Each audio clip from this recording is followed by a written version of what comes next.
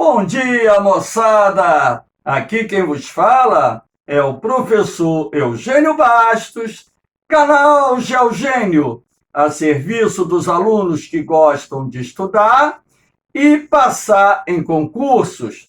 Moçada, vamos fortalecer o canal, se inscrevam no canal, dê aquele like, compartilhe o vídeo e ajude o professor Eugênio Bastos a democratizar o ensino da geografia. Moçada, no nosso encontro de hoje, iremos estudar a geopolítica da água. A água é um recurso de grande importância para o homem e para a própria existência da vida. E hoje, mundo afora, existem inúmeros conflitos que envolvem essa questão da água.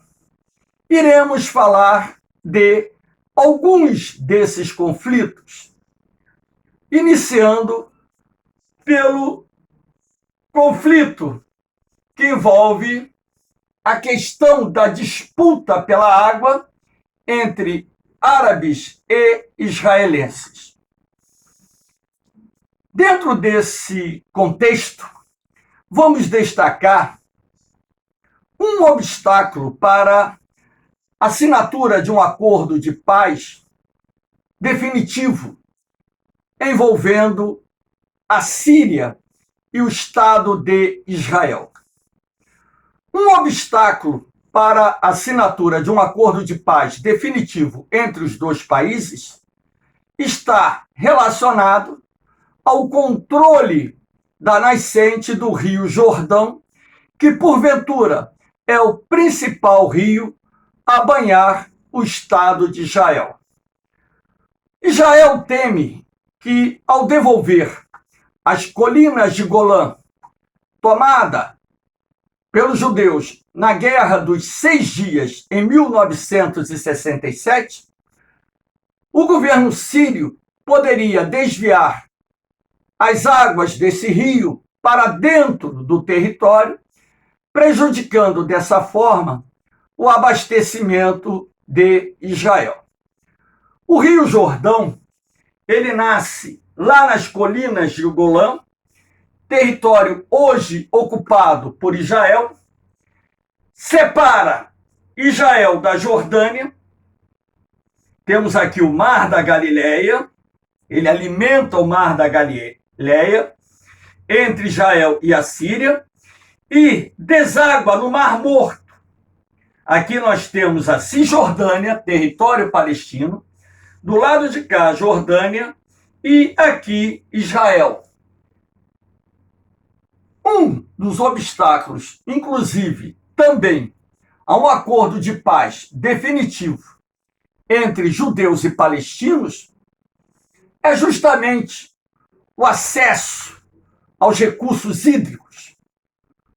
Os judeus se negam a conceder o controle desses recursos à Autoridade Nacional Palestina. E os palestinos querem ter acesso aos recursos hídricos que estão dentro do seu território. Sendo assim, temos aí um obstáculo que envolve um acordo de paz definitivo entre o Estado de Israel, o Estado da Síria e o Estado da Palestina. Vamos ver uma outra questão envolvendo as disputas pelos recursos hídricos. Temos aqui a questão do controle do canal Shatt al-Arab, que banha o Iraque e também o Irã. A disputa pelo controle do canal Shatt al-Arab é secular, é muito antiga. Inclusive, foi o argumento principal que levou o Iraque a invadir o Irã no início de 1980, dando origem a uma guerra que se estendeu por 8 anos. Nós sabemos que essa questão da disputa do canal Shat El Arabi foi um pretexto do governo do então presidente Saddam Hussein em anexar territórios do Irã, aproveitando-se da relativa fragilidade das Forças Armadas iranianas após a vitoriosa Revolução Fundamentalista Islâmica que levou ao poder o Ayatollah Khomeini. Como o Irã era aliado dos Estados Unidos e, em função da Revolução Islâmica, os dois países romperam relações diplomáticas e o principal fornecedor de armas ao Irã era os Estados Unidos, e ainda como importantes generais do exército iraniano foram para o exílio, o Saddam Hussein achou que era a hora de invadir o Irã e anexar a região do canal Shat El Arabi. Só que, por detrás disso tudo, havia a questão do medo do governo do presidente Saddam Hussein da Revolução Islâmica se propagar para o território do Iraque, país onde a maior parte da população é xiita, cerca de 70%, assim como no Irã.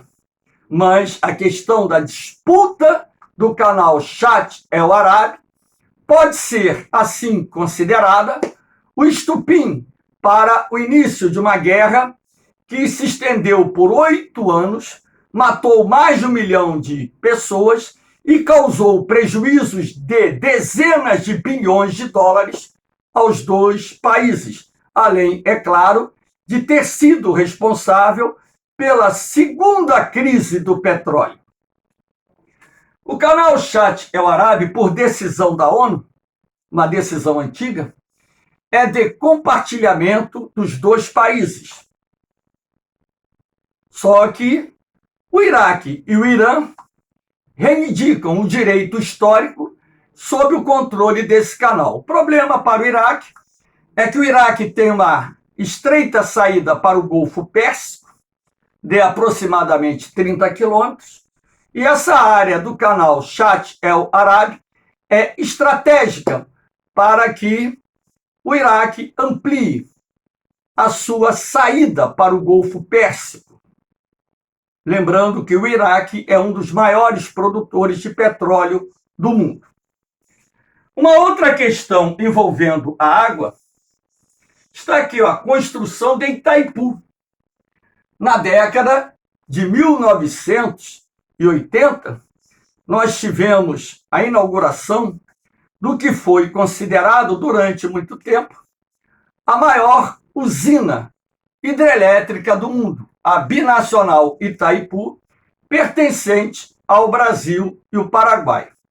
Quando foi anunciada a construção dessa grande usina hidrelétrica, o governo argentino fez protestos, alegando que tal obra poderia prejudicar a Argentina, como, por exemplo, a redução da vazão do Rio Paraná poderia comprometer o abastecimento de inúmeras cidades da Argentina. E isso criou, durante um determinado período, o estremecimento das relações entre Brasil e Argentina. Até que foi provado que essa obra não iria afetar os argentinos como eles achavam que seriam prejudicados. Mas o reservatório de Itaipu é muito grande e, no caso de um conflito Brasil e Argentina, poderíamos até usar o reservatório de Itaipu abrindo suas comportas para provocar inundações em cidades argentinas às margens do Rio Paraná. A água sendo utilizada, portanto, como um instrumento de persuasão, um instrumento de guerra. Uma grande preocupação que também atentou os dirigentes do governo argentino.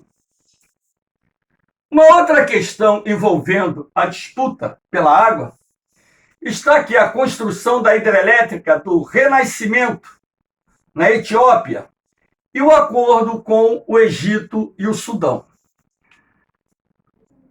Essa hidrelétrica do Renascimento está sendo construída no Nilo Azul, que é o mais importante afluente do rio Nilo, que, por sua vez, é o mais importante rio do continente africano. Lembrando que o Sudão e o Egito possuem a maior parte dos seus territórios localizados numa região dominada pelo clima árido.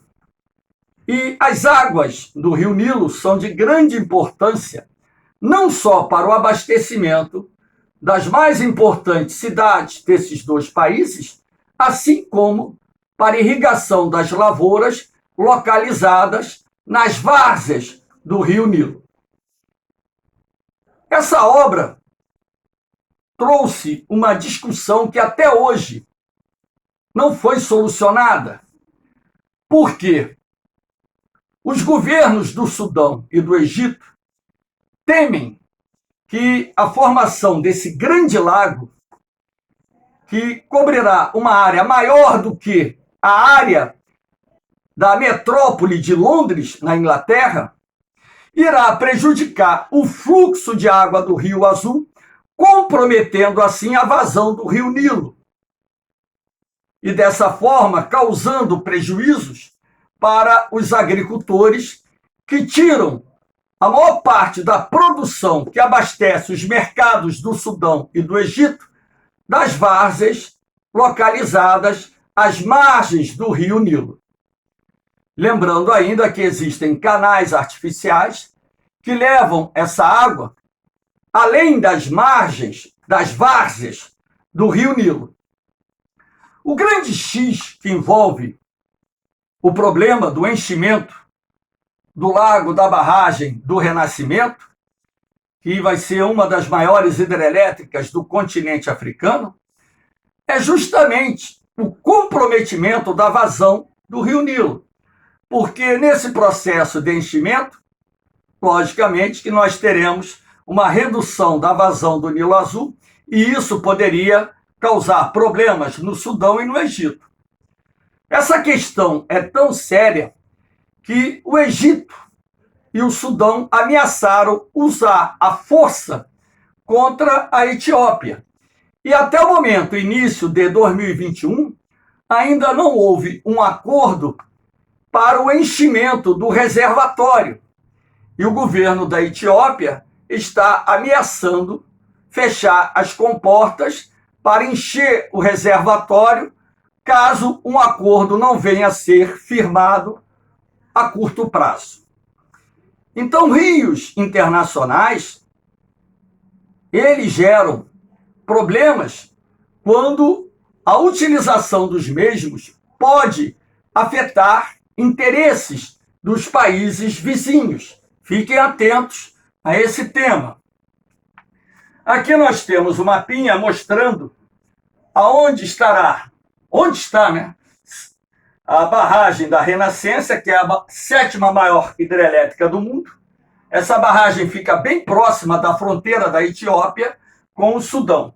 Esse aqui é o Nilo Azul, que nasce no lago Tana e se une ao rio Nilo, que é o Nilo Branco, nas imediações de Khartoum, a capital do Sudão. A maior parte da população do Egito e do Sudão vive às margens do rio Nilo. Aqui nós temos o conflito no Vale do Fergana, na Ásia Central. Ali houve um conflito com milhares de mortes na década de 1990, após o fim da União Soviética, quando então o Quirguistão, o Tadjiquistão e o Uzbequistão disputaram as valiosas águas dos rios que banham o fértil Vale do Fergana, que é uma região composta por solos de grande fertilidade e que, portanto, são muito utilizados para agricultura, sobretudo numa região dominada por clima seco, onde essas águas são de suma importância para a irrigação da terra e dali a produção de alimentos. Esse conflito se arrastou por longos anos e causou milhares de mortes, havendo a necessidade de uma intervenção da Rússia numa negociação para poder pacificar a região, porque não era de interesse da Rússia ver ex-repúblicas que compunham a União Soviética em guerra, em conflitos locais, sobretudo envolvendo a questão da água. Buscou-se um acordo para tentar atender às demandas dos países envolvidos e também os interesses envolvidos dentro dessa questão. Aqui nós temos a questão da pulverização das plantações de coca na Colômbia. Isso criou, na década de 1990, um ponto de atrito entre os governos do Brasil e da Colômbia. Por quê? O uso de produtos químicos para matar as plantações de coca, na época em que os Estados Unidos desenvolveu ali o Plano Colômbia para combater o narcotráfico e a guerrilha na Colômbia, acabou gerando uma questão que veio à tona e foi publicada pela imprensa na época. A contaminação de vários rios com elementos químicos utilizados para matar as plantações de coca, rios estes afluentes e subafluentes que compõem a bacia do Rio Amazonas. Dessa forma, populações ribeirinhas brasileiras poderiam ser afetadas com esses agentes contaminantes que poderiam gerar doenças e até mesmo mortes de indivíduos, razão pela qual o governo brasileiro fez veementes protestos junto ao governo colombiano, exigindo, inclusive, explicações a respeito dessa questão.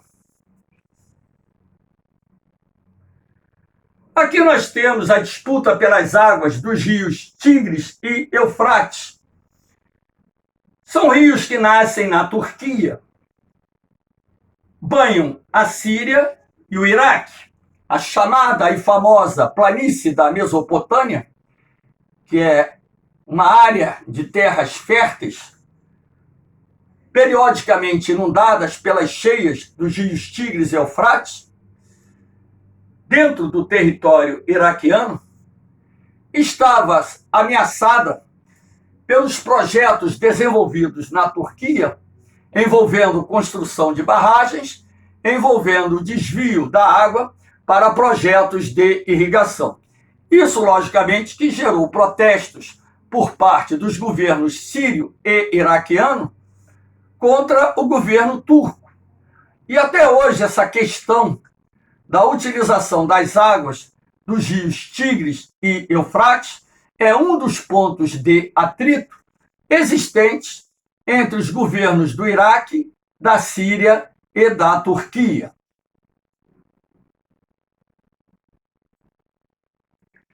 Aqui nós temos a questão do Mar de Aral.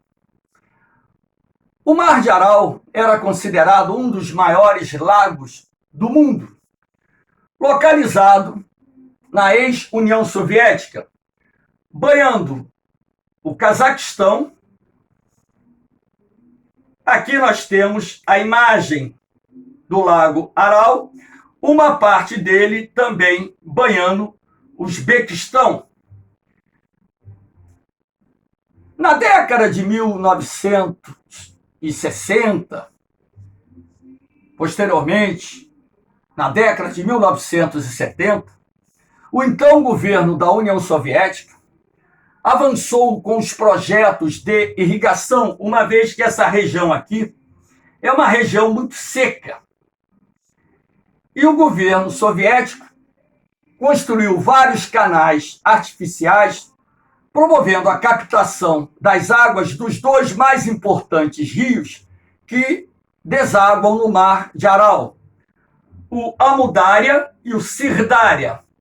Com a redução da vazão desses dois rios, o processo de evaporação e o processo de infiltração da água no solo foram responsáveis pela redução da lâmina d'água do Lago de Aral, que veio secando, secando, secando, e hoje esse lago representa apenas um fragmento do que foi considerado um dos maiores lagos do mundo. Nesse caso, uma decisão do governo soviético em ampliar áreas agricultáveis através da irrigação, principalmente voltada para a produção de algodão e grãos, acabou comprometendo a vazão desses dois grandes rios e, dessa forma, o Mar de Aral começou a secar. E nós temos essa imagem de como era o Mar de Aral e como ficou o Mar de Aral atualmente. Então, nós temos aqui um problema muito sério, até mesmo porque a formação de uma crosta salina sobre a superfície seca do Lago de Aral, numa região onde a incidência de ventos fortes é muito grande, tem contribuído para a ocorrência de tempestades de areia com finas partículas de sal que comprometem a saúde das pessoas que vivem naquela região. Além do impacto ambiental, gerou-se ali o impacto econômico, com o fim da praticamente o fim da atividade pesqueira, o impacto social, que acabou forçando a migração de milhares de famílias para outras áreas, e ainda se transformou numa questão de saúde, uma vez que várias pessoas começaram a desenvolver doenças em função dessa poeira rica em sais que as pessoas absorvem na sua respiração. Aqui nós temos a questão do lago Chad, na África Central. Esse lago, na verdade, banha alguns países africanos, o Chad, que pode se escrever com T na frente, Níger, Nigéria e Camarão. Aqui é a área original do lago. Aqui nós temos a imagem de satélite mostrando que a lâmina d'água do lago Chad foi densamente reduzida. Isto porque, principalmente, por causa das mudanças climáticas em curso. O desmatamento nas cabeceiras dos rios, onde se encontram as nascentes, contribuiu para o desaparecimento de milhares de nascentes que alimentam inúmeros rios que desaguam no Lago Chad. A utilização da água para o abastecimento de cidades e também para irrigação de lavouras reduziu a vazão desses rios, comprometendo assim o enchimento do lago, que por estar localizado numa zona tropical, portanto muito quente, tem um índice de evaporação muito grande. Um detalhe, o Lago Chad não era um lago muito profundo, um lago relativamente raso, em média com menos de 30 metros de profundidade. O que aconteceu no Lago Chad foi algo similar ao que aconteceu no Lago de Aral, ou seja, no Mar de Aral. A evaporação e a infiltração da água, superando a vazão dos rios, isso fez com que a lâmina d'água do Lago Chad começasse a diminuir, e hoje você observa o avanço de áreas áridas sobre o que era, no passado, um dos mais importantes lagos do continente africano. Portanto, moçada, a questão da água envolve soluções que, no caso de rios internacionais, devem buscar acordos envolvendo os países banhados por diferentes bacias hidrográficas. E mesmo dentro de um país, é preciso que se estabeleça acordos para evitar qualquer tipo de disputa ou questionamento jurídico. Vou dar um exemplo. Em 2014, no Brasil, tivemos uma grave crise hídrica, sobretudo no estado de São Paulo.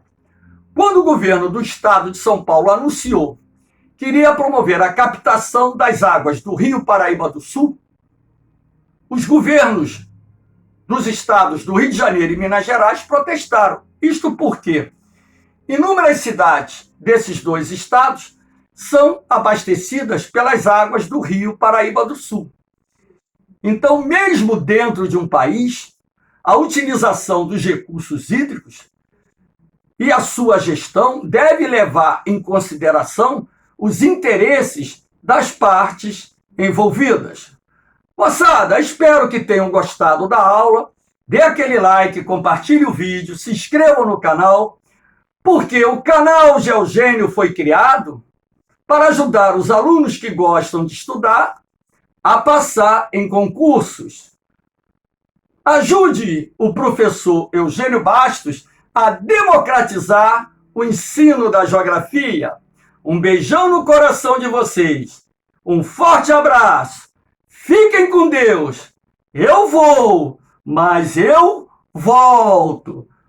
Fui!